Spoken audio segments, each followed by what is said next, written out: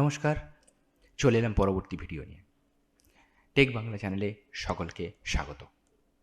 আজকে Microsoft office ওয়ার্ডের উপরে যে টিউটোরিয়ালটি করতে চলেছি সেটি হচ্ছে ট্যাব সম্পর্কে।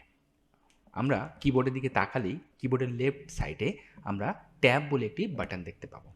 আমরা সকলেই জানি আমাদের পেজেতে যেটি ব্লিঙ্ক করে সেটি হচ্ছে কার্সার, এবং এই কার্সার যেখানে থাকে সেখান থেকে কিন্তু লেখা শুরু হয়। তো এই কার্সার আমরা যেখানে রাখবো লেখা ঠিক সেখান থেকে শুরু হবে। এখন আমি কিবোর্ড থেকে ট্যাব প্রেস করার পর কি হবে, কিবোর্ড থেকে যখনই ট্যাব প্রেস করব তখন আমাদের কার্সার সরে যাবে। কতটা দূর সরে যাবে? 1/2 ইঞ্চ দূরে সরে যাবে। স্কেলের দিকে যদি একটু নজর দিই দেখতে পারবো এখানে 1, 2, 3, 4, 5 এইভাবে যে নাম্বারিং রয়েছে এটা হচ্ছে ইঞ্চে রয়েছে। তো এখন যদি আমি কিবোর্ড থেকে ট্যাব প্রেস করি, এইটা হচ্ছে 1/2 ইঞ্চ, এটা হচ্ছে 1 ইঞ্চ। তো আমাদের কার্সার চলে যাবে ঠিক 1/2 ইঞ্চ দূরে। দেখতেই পাচ্ছেন 1/2 ইঞ্চ দূরে সরে যাচ্ছে। এর পরবর্তী ট্যাব যেখানে 1/2 ইঞ্চ পড়বে সেখানেই ট্যাব প্রেস করলে কার্সার গিয়ে থামবে। এই 1/2 ইঞ্চ দূরে থামলো। এবার যদি আমার মনে হয় 2 ইঞ্চ থেকে সামান্য বেশি আমরা লিখে ফেলেছি, তারপরে ট্যাব প্রেস করলে কোথায় যাবে? সেটা 2.5 ইঞ্চে গিয়ে দাঁড়াবে। এর পরেরটা কোথায় যাবে? 3 ইঞ্চ, কারণ জায়গাটি ওখানেই ইন্ডিকেট করছে, সেই জন্য এখানে দাঁড়াচ্ছে। এইভাবে আমরা কিবোর্ড থেকে ট্যাব প্রেস করে লেখাগুলোকে তৈরি করি।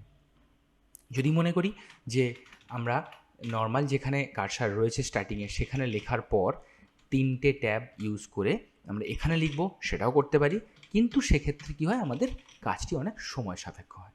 তাই আমরা কি করব, এইটার একটা সেটিংস রয়েছে সেটা একটু দেখে নেব। চলুন দেখে নিই কীভাবে এই সেটিংসটি করা যায়।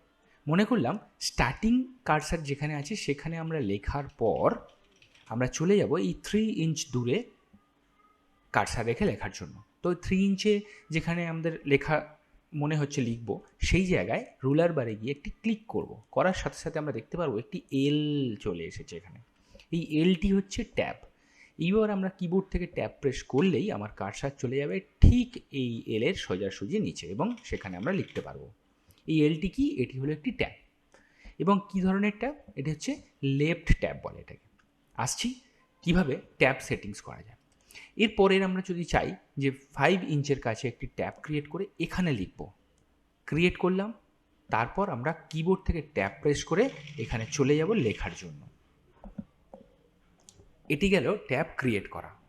এবার দেখব ট্যাবকে সেটিংস করা যায় কীভাবে, বা ট্যাবকে অ্যালাইনমেন্ট করা যায় কীভাবে। তো আমি ট্যাব সেটিংস করার জন্য প্রথমে লেখাগুলোকে একটু ইরেজ করে নিলাম। এরপর আমি ক্রিয়েট করছি 3 ইঞ্চের কাছে একটি ট্যাব। জাস্ট ক্লিক, সেখানে আমরা কী পাচ্ছি? এল। এরপর কোথায় ক্রিয়েট করেছিলাম? 5 ইঞ্চ। 5 ইঞ্চে গিয়ে আরও একটি ক্লিক করলাম, তাহলে দুটি ট্যাব আমার এখানে ক্রিয়েট হয়ে গেছে। এরপর আমি সেটিংস করব। কিভাবে সেটিংস করব? জাস্ট যে ট্যাবটি আমরা ক্রিয়েট করেছি সেই ট্যাবের উপর মাউস নিয়ে গিয়ে মাউসের ডাবল ক্লিক করার সাথে সাথে আমাদের কাছে ট্যাবস বলে একটি উইন্ডো ওপেন হয়ে যাবে। এই উইন্ডোতে কী কী রয়েছে একটু দেখে নেওয়া যাক। আমরা দুটি ট্যাব ক্রিয়েট করেছিলাম, একটি 3 ইঞ্চ, একটি 5 ইঞ্চ। তো যে দুটি ট্যাব ক্রিয়েট করেছিলাম, ট্যাব স্টপ পজিশানে আমাদের দুটি ট্যাব দেখিয়ে দেওয়া হচ্ছে, এবং দেখিয়ে দেওয়া হচ্ছে 3 ইঞ্চ এবং 5 ইঞ্চ।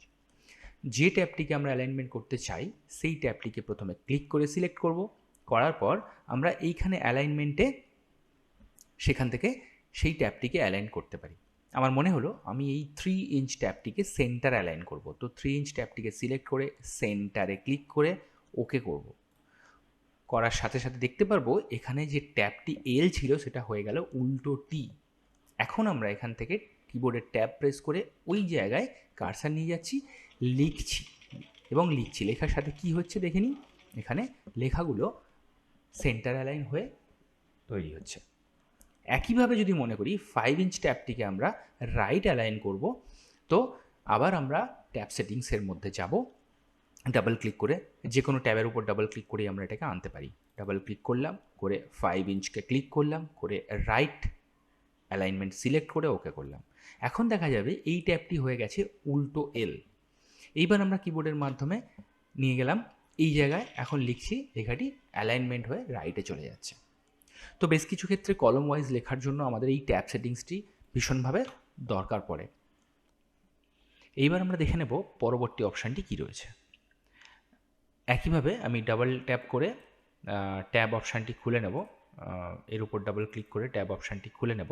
এখানে দেখতে পেলাম লেফট সেন্টার, রাইট, এই তিনটি অ্যালাইনমেন্টের কাজ আমরা দেখে নিয়েছি। এরপরে রয়েছে ডেসিমেল এবং বার, এই দুটির কাজ একটু আমরা ভালোভাবে জেনে নিই। ডেসিমেলটি কি? মনে করি আমি এখানে টাকার অঙ্ক কিছু লিখতে চলেছি। এখানে আমার রুপিস কথাটি লেখা থাকবে এবং যেখানে ট্যাব সেট করেছি সেখানে গিয়ে আমার টাকার অঙ্ক লেখা হবে এবং টাকার অঙ্ক আমরা লিখে থাকি ঠিক এইভাবে। একইভাবে আমরা এন্টার করে নিচে এলাম এবং ট্যাব দিয়ে আবার টাকার অঙ্কের নিচে চলে গেলাম।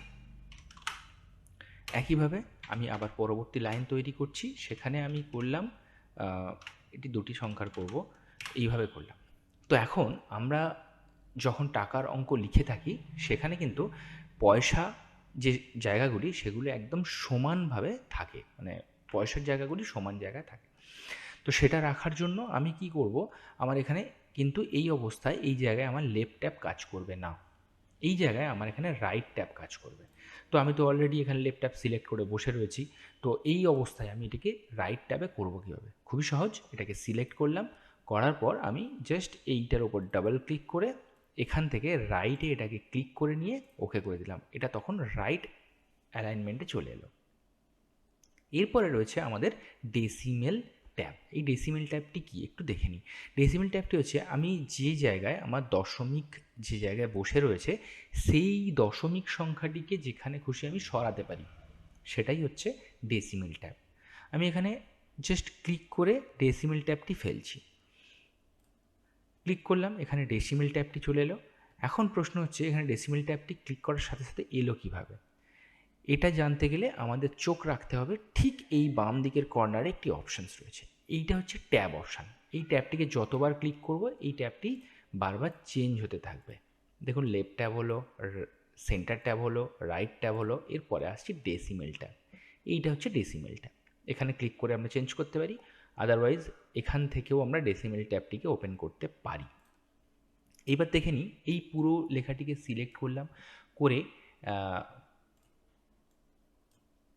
করে আমরা একটি ডেসিমেল ট্যাব এখানে প্রেস করছি।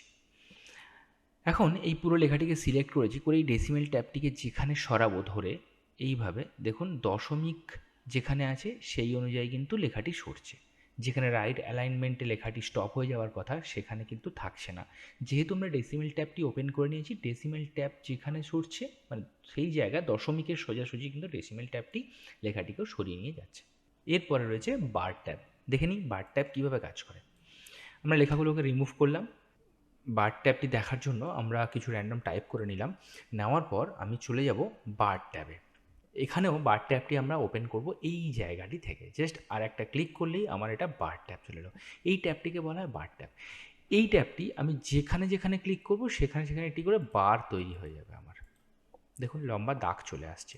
ঠিক গ্যাপিংগুলোতে আমি একটি করে বার তৈরি করতে চাই, সেই সব জায়গায় ক্লিক করব, এখানে একটি করে লম্বা বার চলে আসবে। এটা ডিপেন্ড করছে আমি যে লেখাটিকে সিলেক্ট করে রেখেছি একমাত্র সেই লেখাটিকেই হবে কিন্তু। দেখুন আমরা এখানে তৈরি করে ফেলেছি অলরেডি, এরপর আমরা ট্যাব দিয়ে দিয়ে লিখব, এখানে আমার বারটিতে লেখা চলবে। এইভাবে আমরা বার লাইন দিয়ে বার ট্যাবটি ইউজ করতে পারি। দেখুন প্রত্যেকটি জায়গায় এখানে বার ট্যাব ক্রিয়েট হয়ে গেছে, যেখানে এখানে আমি ক্রিয়েট করেছিলাম। তো সবশেষে জানবো ট্যাব রিমুভ কীভাবে করব। ট্যাব রিমুভ করার জন্য আমরা জাস্ট এই ট্যাবের উপরে ডাবল ক্লিক করব, করে এই যে ট্যাব অপশানটি মানে ট্যাব উইন্ডোটি আমাদের সামনে খুলে গেছে, এখানে গিয়ে যদি প্রত্যেকটি ট্যাবকে একই সাথে রিমুভ করতে চাই তাহলে এখান থেকে জাস্ট ক্লিয়ার অলে ক্লিক করে ওকে করে দেবো, সমস্ত ট্যাব এখান থেকে রিমুভ হয়ে যাবে। আশা করি ট্যাবের সমস্ত অপশানসগুলি আপনারা বুঝতে পেরেছেন। আজকের মতো ভিডিও এই পর্যন্ত। ভালো লেগে থাকলে চ্যানেলটিকে সাবস্ক্রাইব করে বেল আইকনটি প্রেস করে রাখবেন। কোনো ধরনের টিউটোরিয়াল ভিডিও পেতে চাইলে কমেন্ট বক্সে অবশ্যই কমেন্ট করবেন। নমস্কার।